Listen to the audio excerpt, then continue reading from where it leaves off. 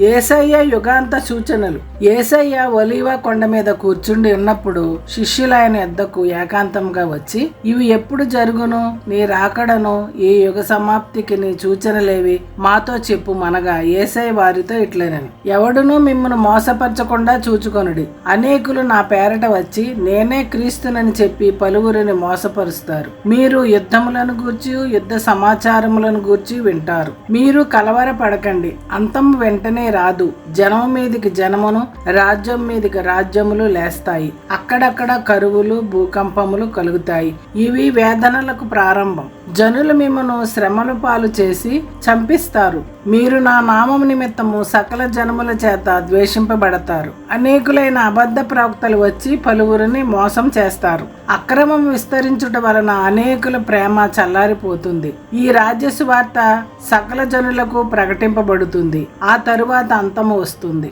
అంతము వరకు సహించిన వాడెవడో వాడే రక్షింపబడును. యుగాంతానికి ముందు మోసాలు, కష్టాలు, హింసలు పెరుగుతాయి. అయినప్పటికీ చివరి వరకు నమ్మకంగా నిలిచిన వారే రక్షణ పొందుతారు. సువార్త ప్రపంచమంతటా ప్రచారం చేయబడుతుంది.